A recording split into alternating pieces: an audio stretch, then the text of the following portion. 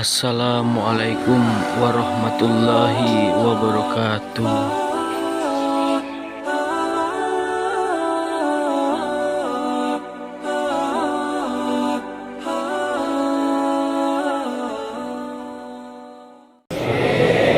Berat Pak Ustadz, mau masuk surga bangunnya harus jam 4 ya, yang namanya berat itu tentulah balasannya sesuai. Surga kalau ringan tentu ceret, kipas angin. Ini berat, tapi bagi orang yang sudah terbiasa, kata orang Melayu, alah bisa karena biasa. Dibiasakan bangun.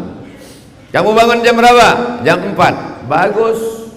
Jam 4 bangun, azan subuh 4.38. Masih bisa saya tahajud kalau jam 4 Pak Ustadz. Sebelum azan subuh berkumandang masih bisa tahajud. Sama seperti pepatah anak muda, sebelum janur kuning melintang masih milik bersama, kalau tidak dipinang orang. Karena kalau sudah dipinang tak boleh, kata Nabi SAW, la yahillu li muslimin ayyakhtiba fawqa khitbati akhi. Tak boleh meminang anak gadis yang sudah dipinang orang lain. Bapak-bapak yang anak gadisnya sudah dipinang, datang anak muda lain meminang, lalu kau robah gara-gara mahalnya lebih tinggi, tak boleh. Pak, saya mau minang anak bapak, sudah dipinang orang. Berapa dia kemarin ngasih DP? Emang mobil. Oleh sebab itu, maka sebelum azan subuh berkumandang, jam berapapun bangun, sempatkanlah bertahajud. Berjumpalah ulama tasawuf dengan ulama fikih.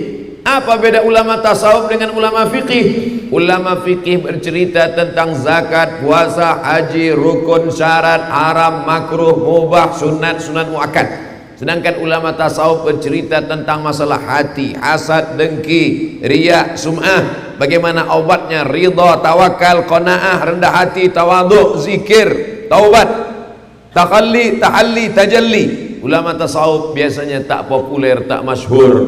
Ulama fikih hebat, pengajian ramai. Lalu kemudian meninggallah ulama tasawuf. Ulama fikih yang hebat meninggal, mati.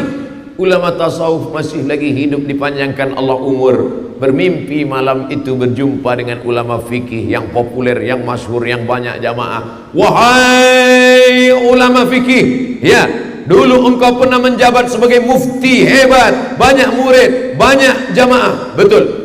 Apa yang kau temukan di akhirat? Apa yang kau lihat setelah menghadap Allah?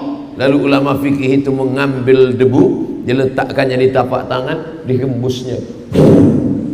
Begitulah kepopuleran jamaah harum semerbak nama, tak berkesan apa-apa.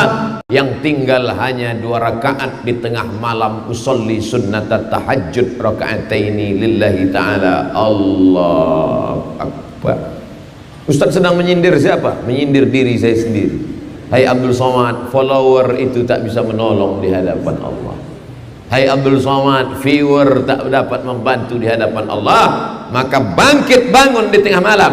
Wa minal laili, dan dari sebagian malam, fatahajjad, tahajjad, lawan tidurmu, lawan kantukmu, bangun dan bangkit tengah malam. Beli jam waker, pulang dari sini singgah ke toko jam, beli. Pak, ada jam yang model apa? Yang kira-kira 10 menit tak bangun bisa menyipak. Bangun kita bangkit. Ini tujuannya tak lain tak bukan adalah untuk merebut keberkahan-keberkahan. Karena malaikat sudah menurunkan berkah. Bagaimana cara mengambil berkah? Maka siapa yang paling awal bangunnya, dia yang paling banyak berkahnya. Abdul Somad hanya pandai ngomong, ceramah saja, mari bangun, mari bangun. Rupanya dia pun bangun jam 4. Sedangkan jamaah rupanya lebih awal lagi. Ustadz ngajak bangun lebih cepat. Kenapa Ustadz pun lambat? Saya tadi malam ceramah. Ada alasannya kan? Ada 1000 dalil untuk beramal, tapi jangan lupa setan menyediakan 1001 dalil untuk tidak beramal. Ada 1000 ayat hadis untuk beramal, tapi setan menyediakan 1001 hujjah untuk supaya bagaimana kita tidak beramal. Kau kenapa tak tahajud? Subuh, zuhur, asar, maghrib, isya cukup. Tapi kenapa tak tahajud? Masih syukur aku sembahyang, tetangga aku nggak sembahyang lagi. Setan selalu membisikkan, alladzi waswisu fi sudurin nas minal jinnati wan nas. Ternyata yang berbisik ini bukan cuma setan, bukan cuma jin, tapi minal jinnati wan nas, manusia pun. Ente nggak usah terlalu rajin-rajin kali, nggak usah pakai tahajud, pakai witir, pakai sholat taubat. Sholat wajib aja, subuh, zuhur, asar, maghrib, isya, udah. Kita nanti masuk surga di emperan pun udah cukup lah. Apa yang ke tengah-tengah kali? Kalau jumpa gini bagaimana? Hei setan, cukuplah kita mengajak orang berbuat baik. Kalau tak bisa untuk mengajak orang buat baik, jangan menghalangi orang buat baik. Betul? Oleh sebab itu maka selalu ada niat. Maka niat, azam, tekad kuat. Di bulan Muharram ini memang betul-betul hijrah. Hijrah dari apa? Hijrah dari maksiat kepada taat. Hijrah dari apa? Hijrah yang selama ini solat wajib saja, mulailah hijrah kepada melaksanakan solat sunnat. Mandi dulu.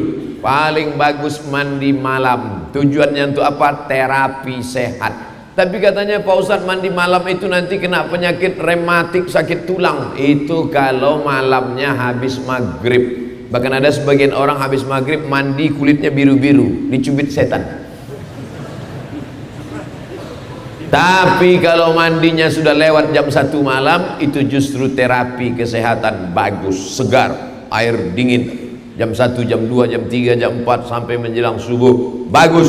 Dan manfaatnya lagi, innal malaikata tata'adza, sesungguhnya malaikat tersakiti dengan bau. Makanya kata Nabi, man akala basalan au thauman falyatazil masjidana hadza.